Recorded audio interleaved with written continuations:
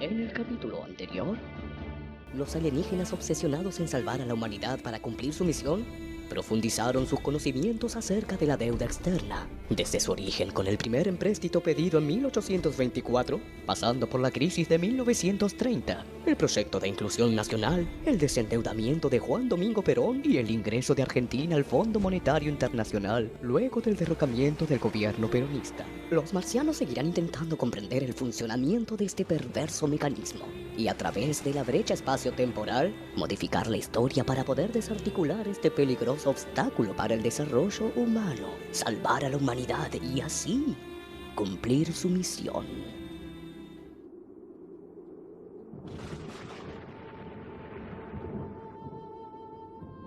Hoy creo que esto va a ser más difícil de lo que creemos. Debemos elegir mejor las próximas abducciones. Debemos encontrar humanos que puedan ayudarnos realmente. Coincido con el doctor. Debemos seguir investigando. Tenemos que encontrar alguna solución. Despertemos al economista. Pero no podemos seguir paralizándolo y reanimándolo. Su corazón no resistirá. ¿Cómo que no hay otra opción? Podemos... El doctor tiene razón. Es una pieza clave para la misión. No podemos abducir otros economistas y este sabe bastante. Pero si el corazón no la resiste, morirá. Todo sea por salvar el futuro de la humanidad. Y de nuestra misión, por supuesto. Por fortuna, si se le apunta directo en la frente, el rayo paralizador borra los últimos instantes de memoria. No recordará nada de lo que pasó. ¿Por qué me disparan? Los vi con mis propios ojos. Me apuntan con esa pistola y... ¿Por qué me disparan? Realmente creo que es un gran honor poder contarles esto a ustedes. La historia de la deuda es fascinante, atrapante. ¿En qué estábamos antes del desmayo? Eso, antes del desmayo. Hablábamos del derrocamiento de Ilia. La deuda había disminuido, ¿verdad? Así es, durante su gobierno se pagaron 338 millones de dólares de deuda. Y no hubo endeudamiento ni se aceptaron imposiciones del FMI, por lo que la deuda pública pasó de 2.106 a 1.768 millones de dólares. ¿Esa fue la razón por la que fue derrocado? Sí, aunque no era exactamente lo que se decía. La lentitud en la gestión, la carencia de audacia, la incomprensión acerca del papel de la industria y los sindicatos. Además, por entonces, la democracia estaba restringida con el peronismo a un proscripto. ¿Dónde estaba Perón entonces? En el exilio, en España, e impedido de regresar al país.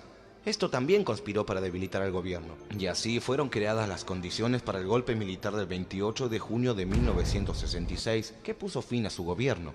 Diversos actores llevaron a cabo este golpe, y entre ellos viejos conocidos: la iglesia, la sociedad rural, las cámaras empresarias, la banca privada, la embajada de los Estados Unidos.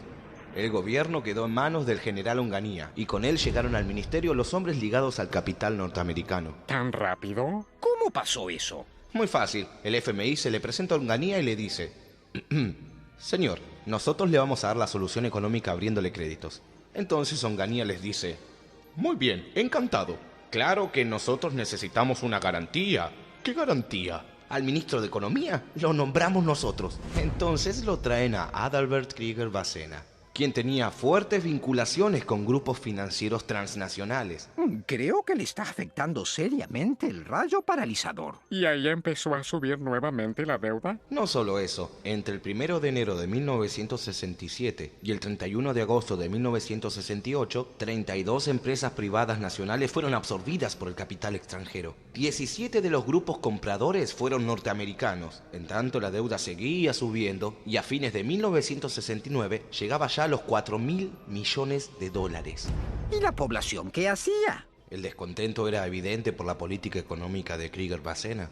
Reducción de salarios, supresión de horas extras y devaluación de la moneda. Esto sumado al cierre de los canales de participación política, la censura, la violenta represión ejercida a estudiantes y profesores universitarios, y ahí llegamos al Cordobazo. ¿El gordo qué? No, ningún gordo.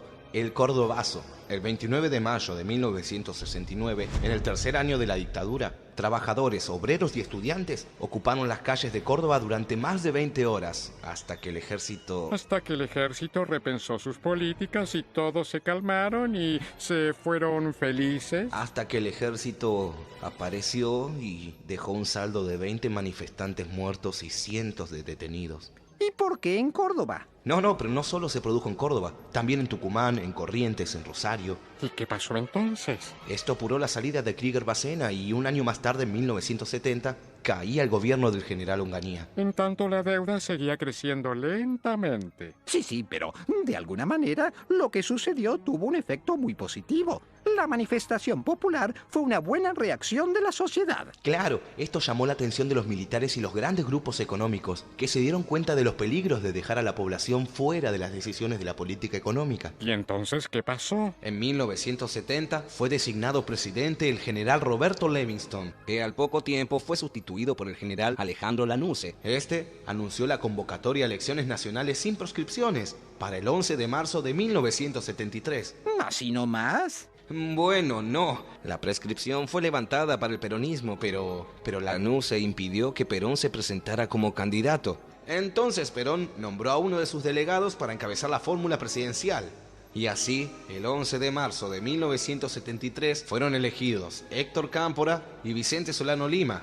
Pero las disidencias internas del peronismo y la violencia creciente de grupos extremistas de derecha e izquierda, dentro y fuera del movimiento nacional y popular, hicieron imposible la gestión de Cámpora, por lo cual se convocó nuevamente a elecciones. Y entonces volvió Perón. Así es, después de 18 años de proscripción y prohibición, el peronismo regresó al poder. La fórmula Juan Domingo Perón, María Estela Martínez de Perón, obtuvo casi el 62% de los votos. Dado lo que pensaba Perón acerca de la deuda y el FMI, esto no le debe haber hecho ninguna gracia a los norteamericanos. Durante el gobierno de Perón, se profundizó la política de sustitución de importaciones mediante el desarrollo de la industria liviana, que se venía impulsando desde la década anterior.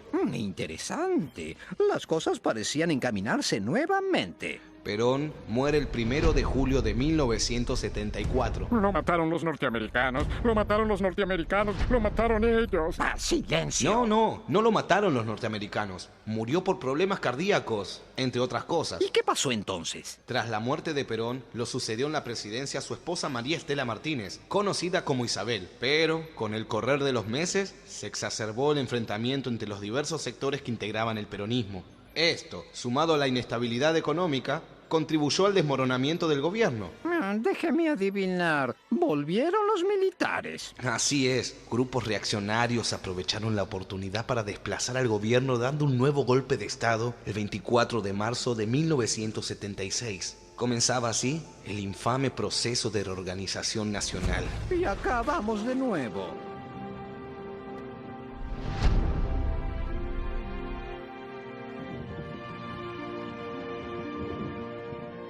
Es evidente que las cosas empeoraron significativamente desde la aparición del FMI. Exacto. Coincido con usted, doctor. Esto parece que Juan Domingo Perón lo tenía demasiado claro. Excelente idea, doctor. Si alguien puede ayudarnos con este problema, ese es él. Computadora, debemos abducir a Juan Domingo Perón. Tripulación. Permítanme recordarles que, como dijo el humano economista Juan Domingo Perón, al año en que nosotros podemos abducir a través de la brecha, ya está muerto. Y la muerte humana es un estado permanente, aun tratándose de expresidentes. Eso sí es un problema. Muy buena idea, doctor. Ella puede sernos útil. Fue la esposa de Perón, su vicepresidenta. Sí, ella sabrá aconsejarnos como lo hubiera hecho su esposo. ¡Qué emocionante abducir a un presidente! Computadora, abduzca ya mismo a María Estela Martínez. Entendido. Iniciando proceso de abducción.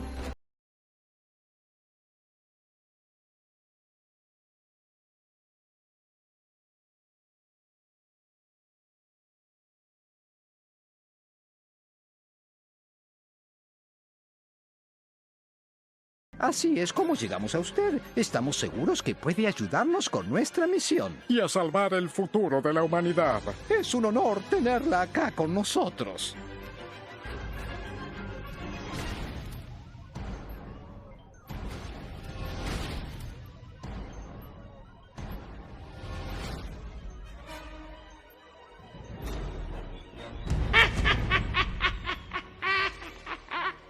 honor tenerla acá con nosotros.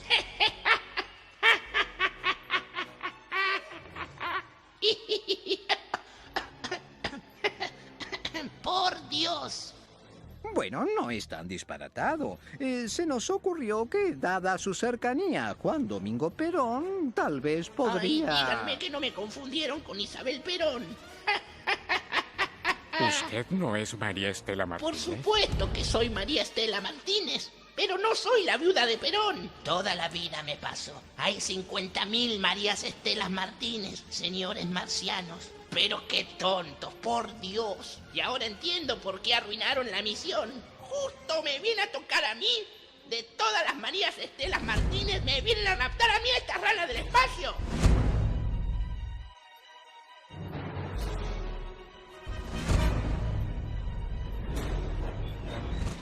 Padre nuestro que estás en el cielo, santificado sea tu nombre. Venga a nosotros tu reino. Hágase tu voluntad en la tierra como en el cielo. Danos hoy nuestro pan de cada día. Perdona nuestras deudas, así como nosotros perdonamos a nuestros deudores.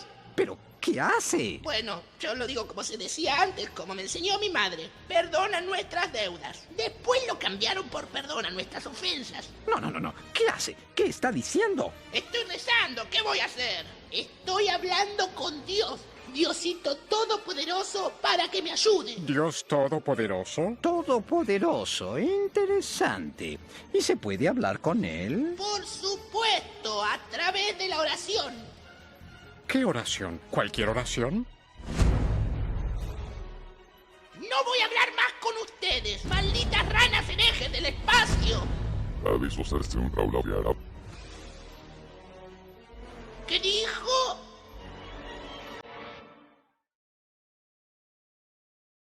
Volvamos con el economista. Ya a mediados de la década del 70 se produjo un alza impresionante de los precios del petróleo y los miembros de la Organización de Países Exportadores de Petróleo debieron darle cauce a la avalancha de dólares que generaron. ¿No sabían dónde poner los dólares? Exacto, y como no tenían la posibilidad de gastarlo en su mercado interno, lo lógico hubiera sido que invirtieran esas sumas en los países desarrollados, pero estos no estaban pasando un buen momento y no podían absorber tanto capital excedente. ¿Y qué hicieron entonces? Entonces encargaron la colocación de fondos a los grandes bancos internacionales. Dichos bancos contactaron a los países subdesarrollados que necesitaban capitales y les ofrecieron préstamos a bajas tasas. Y así los países latinoamericanos se endeudaron. ¿Y qué pasaba en la Argentina para ese entonces? En la Argentina, bueno, los norteamericanos hallaron finalmente la oportunidad histórica para preponderar decididamente sobre la Argentina, saquearla financieramente, dominar su mercado interno y extranjerizar su aparato productivo. Es cierto, eso ya lo habían intentado antes. Sí, pero ahora contaban con los servicios de un miembro de una familia tradicional, pero que ya había trabajado para los Rockefeller, José Alfredo Martínez de Oz. En 1976 se desempeñó como ministro de Economía mientras el país era gobernado por el dictador Jorge Rafael Videla. ¡Madre mía! ¡Qué feos los dos! ¡Sáquenlos, por favor! ¡Sáquenlos! Continúe, por favor. Martínez de Oz sostuvo la necesidad de centrar el progreso argentino en las exportaciones, es decir, crecer hacia afuera y en el bajo costo argentino, como condición para esa nueva inserción argentina en el mundo. Pero a medida que avanzaba su plan, se mostró que la mayor parte de las exportaciones se sustentaban en recursos naturales como el petróleo y que el bajo costo argentino significaba que la variable de ajuste era el salario, perjudicando así a los trabajadores. Este modelo centró la acumulación de capital no en la producción, sino en el negocio financiero, lo que provocó un fuerte endeudamiento y el saqueo de la Argentina. En poco tiempo, la creciente inflación empezó a ser una verdadera amenaza. Martínez de Oz se propuso detenerla y estimular la inversión extranjera. ¡Qué noble, pero qué feo! Además, quería frenar la demanda de dólares, por lo que implementó a fines de 1978 un sistema de devaluación de la moneda estadounidense apodado la tablita cambiaria. ¿La tablita? La tablita era un sistema de devaluaciones preanunciadas para que la ciudadanía, y especialmente los empresarios, supieran cómo y cuándo se iba a devaluar. Como una especie de calendario de la devaluación. Exacto, y esto iba acompañado de una ley que traería emparejada la época de la plata dulce, la Ley de Entidades Financieras. Esta ley liberó el mercado de dinero y le dio garantía estatal a todos los depósitos a plazo fijo. Perdón, creo que no le entendí bien. ¿Dijo garantía estatal a todos los depósitos a plazo fijo? Eso dijo. Eso dije. Con esta ley, si un banco quebraba, el Estado devolvía el dinero. Comenzó así una especulación financiera desmedida, la tristemente célebre bicicleta financiera. Y ahí se empezó a complicar en serio. Claro, esto provocó una especulación financiera desmedida y la gente de clase media entró en un estado de euforia, la era de la plata dulce que condujo a algunos sectores a una ilusoria prosperidad. Y sin tener idea de lo que estaba pasando, se pusieron a gastar y a gastar. El dólar barato alentó la posibilidad de los viajes de la clase media. Los argentinos eran conocidos por el DM2 y se ganaron la fama mundial de fanáticos de las compras sin límite y del contrabando. El costo de estas medidas, que ocasionaron el cierre de más de 25 entidades crediticias, cuyos pasivos debió asumir el Estado, fue enorme. Y para la población. Claro, que debieron hacer frente a un mercado de crédito liberalizado, cuyas tasas aumentaron parejamente a las pagadas por los depósitos. Y eso hizo imposible que pudieran pagar. Exacto. Los créditos hipotecarios alcanzaron el 100% de interés en un año. Muchos deudores no pudieron pagar y perdieron sus hogares. Ah, un genio este muchacho. Eso, ¿y la deuda? La deuda, poco tiempo después de haber dado dólares a los países sudamericanos a tasas bajas, en 1979, por decisión unilateral de Estados Unidos, se triplicó la tasa de interés. Y los países latinoamericanos no pudieron pagar. Lógicamente, y comenzaron a entrar en moratoria. Y ya no les prestaban más plata. Bueno, sí, pero solo se prestaba para que los países deudores pudieran pagar, lo cual no era fácil, pues estaban sumergidos en la catarata de intereses y de intereses sobre intereses. Interesante. Un verdadero desastre. El proceso de endeudamiento externo significó la oportunidad de ganancias especulativas muy importantes para el grupo de empresas privadas que lo protagonizó. No entiendo. ¿En medio de semejante desastre se pusieron a especular? Sí, no solamente por el acceso al financiamiento internacional a bajo interés, sino porque el sector público asumió costos para que el sector privado obtuviera ganancias. Esta transferencia se realizó mediante mecanismos tales como los seguros de cambio y la estatización de la deuda privada. ¿Estatización de la deuda privada? ¿El Estado se hizo cargo de la deuda de las empresas privadas? Así es, empezó a través del endeudamiento de empresas públicas, es decir, pedían dólares para cederlos al Banco Central para que éste los entregara a los especuladores para que transformaran sus saldos en pesos en activos externos. ¿Volvían a sacar la plata afuera? Claro, de esta manera, mientras se endeudaba el sector público, aumentaban los activos externos del sector privado. Entre tanto, si los países no pagaban, se podía derrumbar el sistema financiero internacional. Así que Estados Unidos y la banca transnacional pusieron toda su presión política y económica para obligar a los países a pagar. Pero estos países estaban arruinados. ¿Con qué iban a pagar? Y bueno, tuvieron que endeudarse más y más. Se produjo así el efecto bola de nieve, en el que los nuevos créditos engrosaban la deuda, crecían los intereses a pagar y se requerían créditos mayores. Pero eso es un desastre. Además, Estados Unidos, mediante el FMI, presionó intensamente, con éxito, a los países latinoamericanos para que el Estado se hiciera cargo de las deudas privadas. Y ahora, el acreedor ya no se conformaba con que el deudor tratara de pagarle. También quería que le implantara las pautas de la política económica que le fijaba el FMI. Les habían prestado tanta plata que ahora les decían lo que tenían que hacer. Exacto, que privatizara las empresas públicas, abriera la economía, rebajara salarios reales, redujera drásticamente el gasto público. Eso mismo. ¿Qué pasó entonces con la deuda? Bueno, la deuda por esos años pasó de 7.800 millones en 1975 a 45.000 millones. Para ese momento ya estábamos en manos de Dios. ¿En manos de Dios? ¿Qué? Sí, es una forma de decir.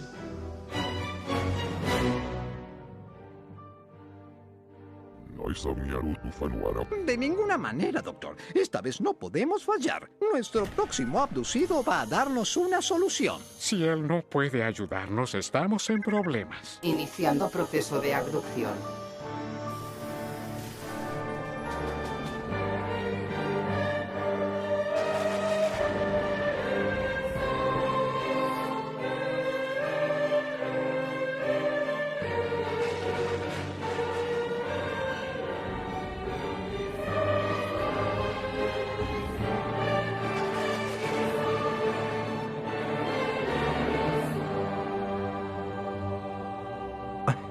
¿Ustedes quiénes son? Somos extraterrestres y vinimos a hacer contacto con la raza humana. Usted fue abducido a través de una brecha espacio-temporal. Actualmente nos encontramos en el año 3100 y como verá, de lo que fue su mundo no queda nada.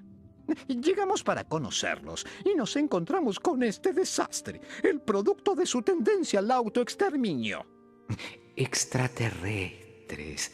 Dios es grande. De eso queremos hablarle. Según pudimos entender de su cultura, muchas personas se comunican con Dios a través de su iglesia. Y por eso lo trajimos aquí.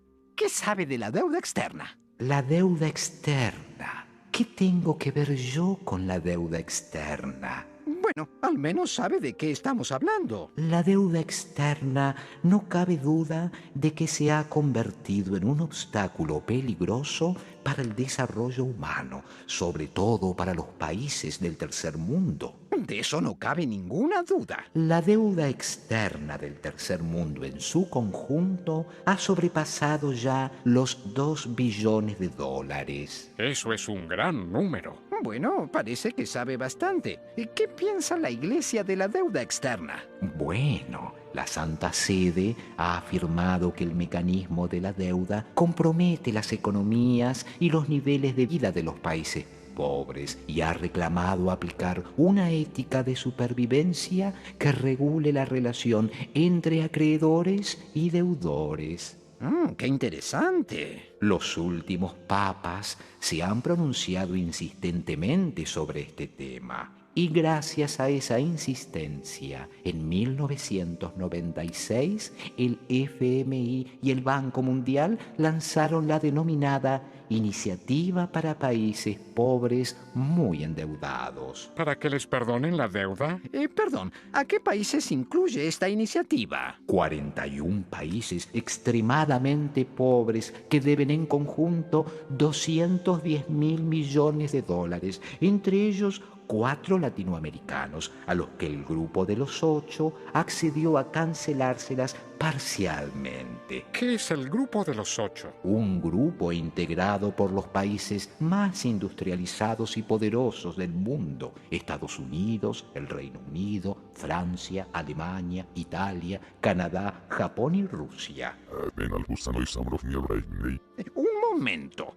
La deuda de los países del tercer mundo trepa a 2 billones de dólares y luego de décadas de insistencia perdonaron 210.000 millones. Eso apenas supera el 10%. ¿Y la Argentina? La Santa Sede dijo que la Argentina no se encuentra entre los países más pobres y que tiene recursos para salir adelante. Pero era una deuda ilegal. Bueno, en eso, queridos hermanos, coinciden con la Santa Sede, pues opinó que es muy difícil pedir que les perdonen la deuda en los casos en que el endeudamiento se sustenta en la emisión de títulos adquiridos en los mercados por ahorristas individuales. Pero la Iglesia estuvo muy presente en los procesos que llevaron al crecimiento desmedido de la deuda.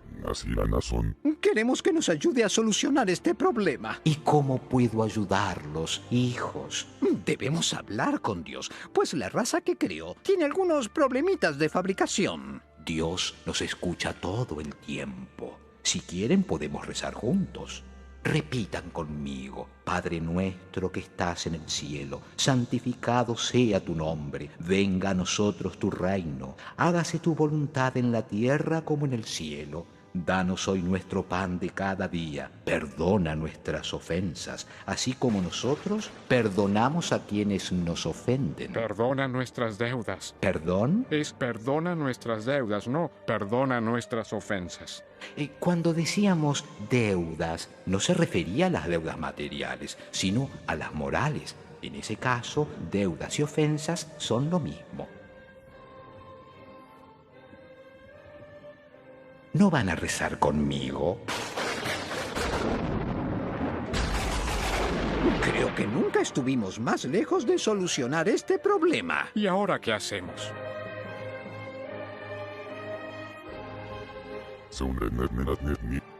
Volvamos con el economista.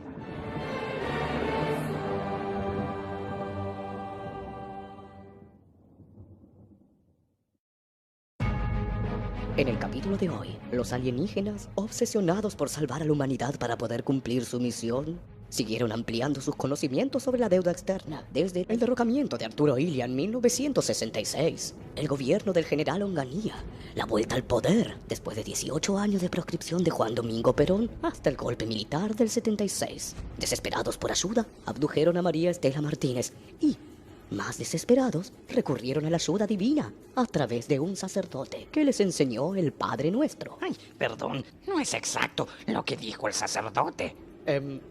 ¿Qué? Lo que dijo el sacerdote acerca del Padre Nuestro.